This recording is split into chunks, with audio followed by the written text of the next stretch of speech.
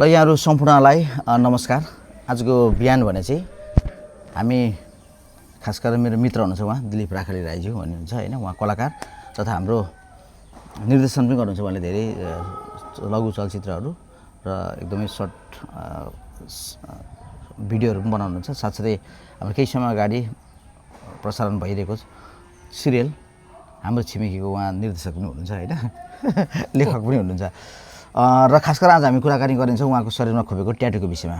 अद्भुत कुरा चाहिँ के छ भने एकदमै उहाँसँग चाहिँ यो यत्रो ठुल्ठुलो ट्याटू खोप्नुभएको छ। यो चाहिँ विभिन्न धर्मसँग सम्बन्धित छ, इसाई हैन, बुद्धिस्ट र किराँत र हिन्दू धर्मावलम्बीसँग चाहिँ सम्बन्धित छ।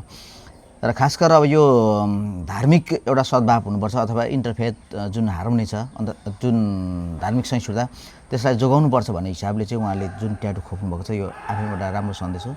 किनभने जब एकले अर्कालाई हामीले मानवीय हिसाबले स्वीकार गर्दैनौँ तब कुनै पनि धर्मावलम्बीहरू चाहिँ एउटा असल धर्मावलम्बी हो अथवा अनुयायी हो अथवा शिष्य हो भन्ने कुरामा चाहिँ नकार्नुपर्ने हुन्छ हैन। त्यसकारणले गर्दाखेरि पनि र एउटा इन्टरफेथ एकअर्काको धार्मिक सहिष्णुता यदि कायम भयो भने चाहिँ एउटा कट्टरपना हैन, धर्मको नाममा गरिने विभेद, धर्मको नाममा गरिने दुर्व्यवहार, धर्मको नाममा गरिने हिंसाहरूबाट चाहिँ समाज चाहिँ त्यो हिंसाहरू चाहिँ न्यूनीकरण हुन्छ। त्यसकारणले गर्दाखेरि पनि उहाँको यो ट्याटूको विषयमा आज हामी छोटो कुराकानी गरिन्छौँ।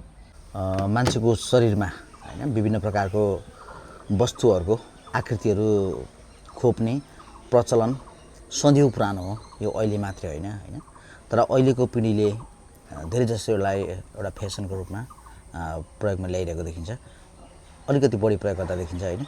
र तपाईँको हातमा यो शरीरमा जुन प्रकारको आकृतिहरू खोप्नु भएको छ अथवा ट्याटू हान्नु भएको छ यो आफैमा अलिकति रहस्यमय छ हैन।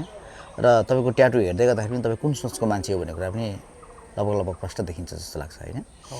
यहाँ चाहिँ एउटा क्रस तपाईँले जेसस क्राइस्ट जो चाहिँ क्रुसिफाइड भएको चिन्ह जो चाहिँ इसाई धर्मावलम्बीहरूसँग सम्बन्धित चिन्ह देखिन्छ। र यसै गौतम बुद्ध हैन, सिद्धार्थ गौतमको चिन्ह देखिन्छ। यसै गरी तपाईँले छातीमा चाहिँ फेरि हिन्दू धर्मावलम्बीसँग सम्बन्धित शिवको तस्बिरलाई खोप्नु भएको छ। खास चाहिँ के सोच आएर चाहिँ तपाईँले आफ्नो शरीरमा धेरै दुखाइ हैन सर यो खोप्नु भयो? खास त्यस्तो ठुलो सोच त केही पनि राखिएन, तर के चाहिँ हो भने यहाँनिर क्रुस छ, विश्व शान्तिको प्रतीक गौतम बुद्ध जसले शान्ति सिकाउनु भयो, मान्छेलाई शान्ति रहन सिकाउनु भयो। ईर्ष्या, द्वेष, रिसहरूबाट मुक्त रहनुपर्छ, सबैलाई सकारात्मक तरिकाले हेर्नुपर्छ, संसार रमाइलो छ, तिमीले हेर्ने नजरमा भर पर्छ भन्ने खालको कुराहरू सिकाउनु भयो, जसले शान्तिको स्थापना गर्नुभयो भनौँ न। एक हिसाबले उहाँको तस्बिर छ गौतम बुद्ध, यता जिसस क्राइस्ट जसलाई झुन्डाएर मारियो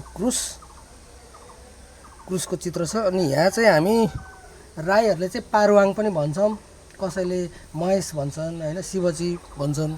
यहाँ शिवजी छ, यहाँ बुद्ध, यहाँ क्रुसको चिन्ह छ।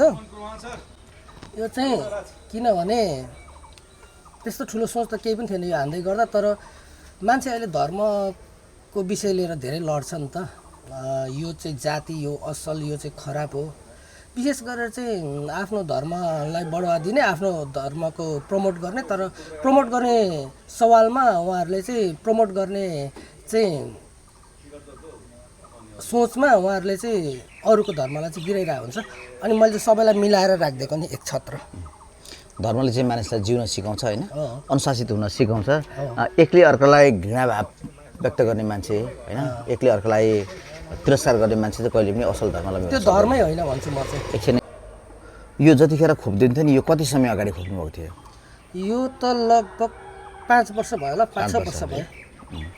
जस्तै तपाईँ एउटा युवा हुनुहुन्छ, 5 वर्ष अगाडि त धेरै युवा नै हुनुहुन्थ्यो होइन, त्यो बेला पनि यो भावना थियो तपाईँसँग? 5-6 वर्ष अगाडि खोपेको हो। मेनली के भने हाम्रो समाजमा चाहिँ अहिले अरूको अस्तित्वलाई चाहिँ स्वीकार्ने बानी चाहिँ पटक्कै छैन। झन् यो पछिल्लो गतिविधि हेर्छु म राजनीतिको, यसमा त झन् अरूको अस्तित्वलाई नस्वीकार्ने, अरूलाई इज्जत नगर्ने, राजनीतिमा त झनै धेरै हुनुपर्छ। हामी जस्तो मान्छे जो समाजमा बसिसकेपछि हामी त अब साधारण मान्छे हो नि त, गाउँघरमा बस्ने एउटा समाजमा बसिसकेपछि सामाजिक प्राणी भइसकेपछि अरूलाई पनि इज्जत गर्न सक्ने, अरूको विचारलाई पनि रेस्पेक्ट गर्न सक्ने, अनि चाहिँ अरूको अस्तित्वलाई पनि स्वीकार्न सक्ने बानी चाहिँ बसाल्नुपर्छ। र यो टाटुले भन्नु खोजेको कुरो पनि त्यही हो, सबै धर्मलाई सिम्बोलिक तरिकाले यहाँ राख्नुको कारण चाहिँ #रेस्पेक्ट टु अल भन्ने कुरा नै हो। त्यो मैले यहाँ लेखेको पनि छ, #रेस्पेक्ट टु अल भन्ने लेख्नु भएको छ त्यो पनि त्यो पनि लेखेको छ, तर अलिक बुझिँदैन होला, सिकारुले लेखेको हो होइन। यो पनि सिकारुले हान्नुभएको हो, मेरै साथीले प्र्याक्टिस गर्छु भन्यो मेरो साथीले, मैले प्र्याक्टिस गरेन त भनेर मैले मेरो मासु दिइ पठाएको नि। तपाईँ साह्रै अनि दानी पनि हुँदछ है। प्र्याक्टिस गरेको हो यो मेरो साथीले। किनभने प्र्याक्टिस गर्नलाई त हामीले कुनै सामग्रीहरू दिन सकिन्छ होइन, तर आफ्नो शरीरै प्र्याक्टिस गर्न दिनु भनेको दिएको मैले, मेरो साथी हो नि त, दाई भन्छु म, साथीभाइ। साथीको लागि जस अब तपाईँले जस ज्यानै दिनुभएको छ। रमेश राई भन्ने हुनुहुन्थ्यो, यो पनि ठुलो कुरा हो। उहाँलाई म बुबु बुबु भन्छु, हाम्रो राई भाषामा चाहिँ बुबु भनेको दाई, तर अब साथीभाइ नै हो उहाँ, चुलाचुली इलामको पेल्टीमारीको। अनि उहाँले प्र्याक्टिस गर्नुभएको हो यो।